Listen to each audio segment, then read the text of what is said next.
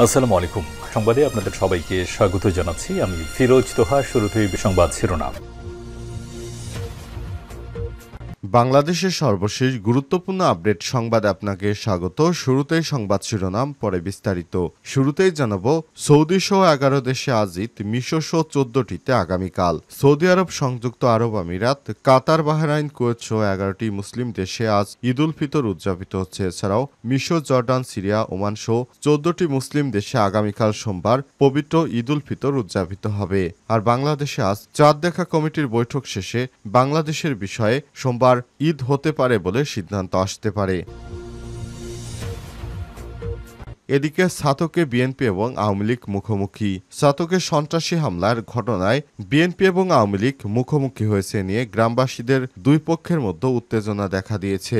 গতকাল সন্ত্রাসী হামলায় গুরুতর আহত ফারুক খান ৩৫ নামে এক যুবক। ইফতার মাহফিল থেকে বাড়ি ফেরার পথে তাকে প্রাণে মারার হুমকি এবং হামলা করা হয়েছে।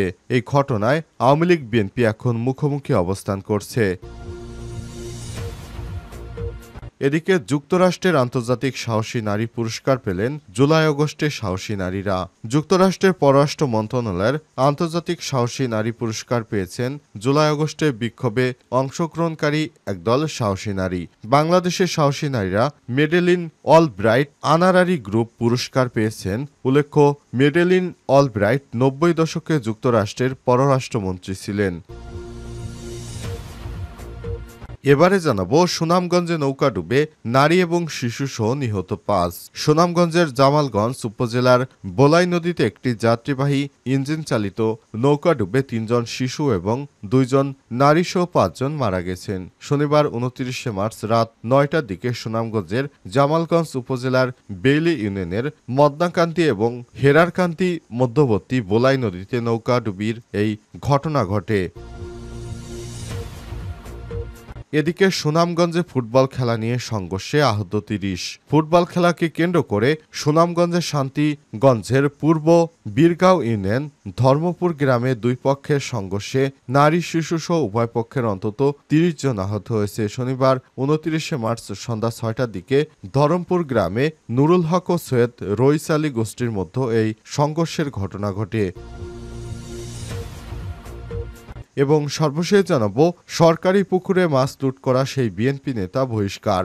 জামালপুরে পানি উন্নয়ন বোর্ডের পাবো পুকুরে জাল ফেলায় মাছ ধরার অভিযোগে এম.এ.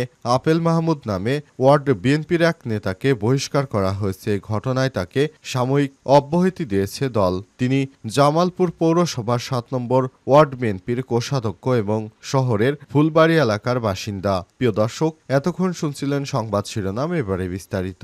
তবে তার আগে বন্ধুরা, অনুরোধ থাকবে সংবাদটিতে একটি লাইক দিন। এই চ্যানেলে আপনি নতুন হয়ে থাকলে আমাদের সংবাদটি দেখতে দেখতে চ্যানেলটি সাবস্ক্রাইব করে রাখুন। কমেন্ট করে বন্ধুরা আপনার মূল্যবান মতামত জানিয়ে দিন আপনি বিশ্বের কোন দেশ থেকে বা বাংলাদেশের কোন স্থান থেকে আমাদের সংবাদটি দেখছেন এবং শুনছেন। এবারে বিস্তারিত।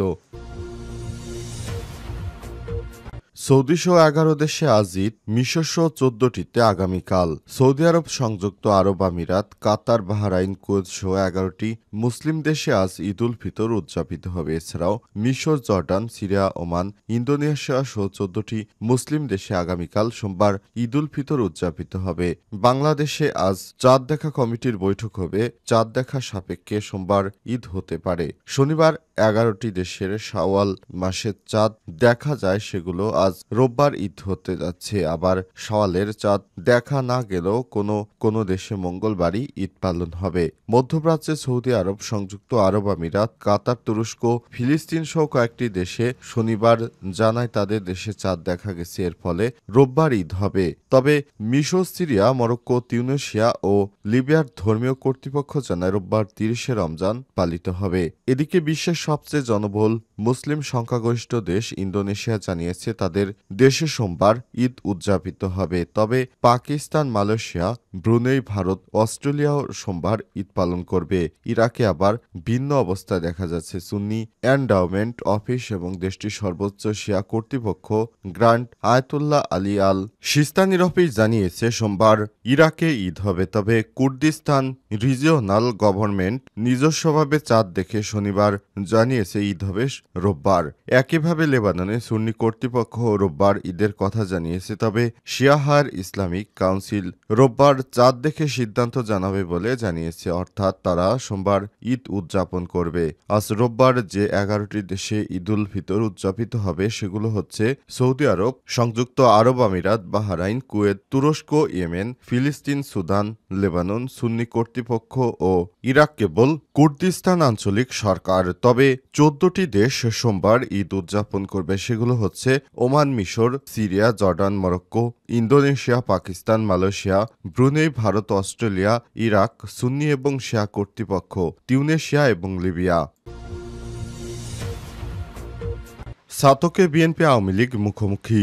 সাতকে সন্ত্রাসী হামলার ঘটনায় বিএনপি এবং আওয়ামী লীগ মুখোমুখি নিয়ে গ্রামবাসী দুপক্ষের মধ্যে উত্তেজনা দেখা দিয়েছে। সন্ত্রাসী হামলায় গুরুতর আহত ফারুক খান 35 নামে এক যুবক ইফতার মাহফিল থেকে বাড়ি ফেরার পথে তাকে প্রাণী মারার জন্য হামলা করেছে বলে অভিযোগ উঠেছে। শনিবার সন্ধ্যা রাতে উপজেলার উত্তর খুরমা ইউনিয়নের নয়া মৈশাপুর গ্রামে এই ঘটনা ঘটে। ফারুক খান ওই গ্রামের লালখানের ছেলে এবং সুনামগঞ্জ জেলা স্বেচ্ছাসেবক দলের যুগ্ম আহ্বায়ক। মুমূর্ষু অবস্থায় তাকে Sylhet MAG Osmani medical college হাসপাতালে ভর্তি করা হয়েছে। তার মাথাসহ শরীরের বিভিন্ন স্থানে 15 থেকে 20টি ধারালো অস্ত্রের আঘাত রয়েছে।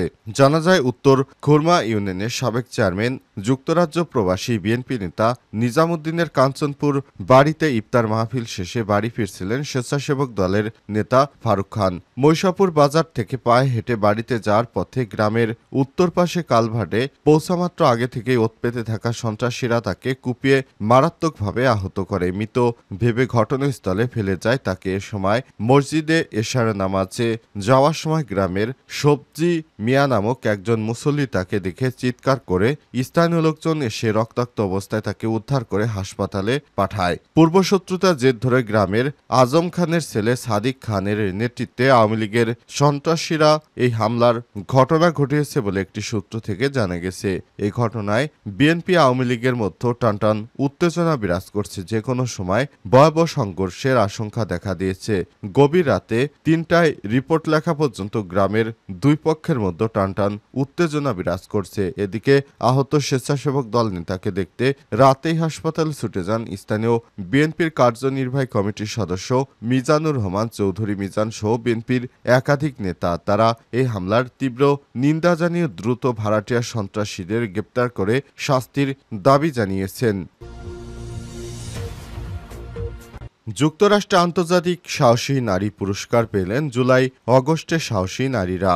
যুক্তরাষ্ট্রের পররাষ্ট্র মন্ত্রণালয়ের আন্তর্জাতিক সাহসী নারী পুরস্কার পেয়েছেন জুলাই অগস্টে বিক্ষোভে অংশগ্রহণকারী একদল সাহসী নারী। বাংলাদেশের সাহসী নারীরা মেডেলিন অলব্রাইট আনারারি গ্রুপ পুরস্কার পেয়েছেন। উল্লেখ্য, মেডেলিন অলব্রাইট 90 দশকে যুক্তরাষ্ট্রের পররাষ্ট্রমন্ত্রী ছিলেন। মার্কিন স্টেট ডিপার্টমেন্ট থেকে যুক্তরাষ্ট্রের সময় শুক্রবার আন্তর্জাতিক সাহসী নারী পুরস্কারের নাম ঘোষণা করা হয়। মঙ্গলবার 1 এপ্রিল পররাষ্ট্রমন্ত্রী মার্ক রুবিও এবং ফার্স্ট লেডি মেলানিয়া ট্রাম্প মার্কিন পররাষ্ট্র মন্ত্রণালয়ের বার্ষিক আন্তর্জাতিক সাহসী নারী পুরস্কার অনুষ্ঠানের আয়োজন করে। স্টেট ডিপার্টমেন্ট থেকে জানা গেছে 2024 সালে জুলাই আগস্টে বাংলাদেশে সাহসী পদক্ষেপ নেওয়া এবং সহিংস দমনপীড়নের বিরুদ্ধে ছাত্র বিক্ষোভ আন্দোলনে একদল সাহসী নারী ছিলেন মূল চালিকা শক্তি। হুমকি এবং সহিংসতা সত্ত্বেও তারা নিরাপত্তা বাহিনী এবং পুরুষ বিক্ষোভকারীদের মধ্যে দাঁড়িয়ে অসাধারণ সাহসিকতা প্রদর্শন করেছিলেন। তখন পুরুষ সহকর্মীদের গ্রেপ্তার করা হয়েছিল। তখন এই নারীরা যোগাযোগ অব্যাহত রাখার এবং বিক্ষোভের নেতৃত্ব দেওয়ার জন্য উদ্ভাবনী উপায় খুঁজে পেয়েছিলেন। এমনকি ইন্টারনেট সম্পূর্ণ বন্ধ থাকা সত্ত্বেও সেন্সরশিপ প্রচেষ্টাকে উপেক্ষা করে নিশ্চয়তার মধ্যে এই নারী সাহসিকতা এবং নিঃস্বার্থকতা ছিল সাহসের সংজ্ঞা। এ কারণে এদেরকেই পুরস্কারে ঘোষিত করেছে মার্কিন যুক্তরাষ্ট্র। সুনামগঞ্জে নৌকা ডুবে নারী এবং শিশুসহ নিহত ৫।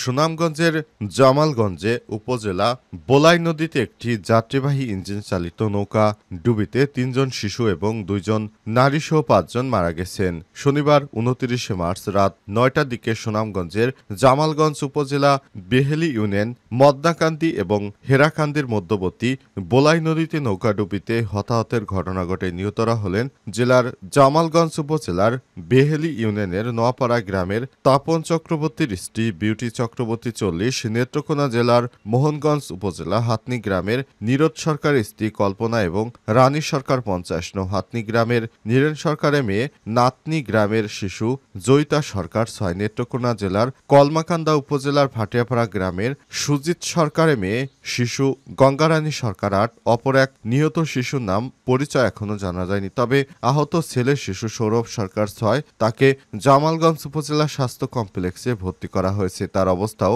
আশঙ্কাজনক। স্থানীয় এবং পুলিশ সূত্র থেকে জানা যায়, জেলার মধ্যনগর উপজেলা থেকে একটি ইঞ্জিন চালিত নৌকা ৭০ জন যাত্রী এবং মালামাল নিয়ে জামালগঞ্জ উপজেলা শহরে আসার পথে বোলাই নদীতে নৌকাটি ডুবে যায়। অনেক যাত্রী সাঁতার কেটে উঠতে পারলেও ৫ জন যাত্রী নিহত হয়। একজনের আহতের খবর পাওয়া গেছে। নিহতরা সবাই নেত্রকোনা জেলার বিভিন্ন উপজেলা থেকে জামালগঞ্জ উপজেলা বেহেলি ইউনিয়নের নোয়াপাড়া গ্রামের আত্মীয়র বাড়িতে বেড়াতে এসেছিলেন। খবর পেয়ে জামালগঞ্জ থানা পুলিশ ঘটনাস্থলে গিয়েছে।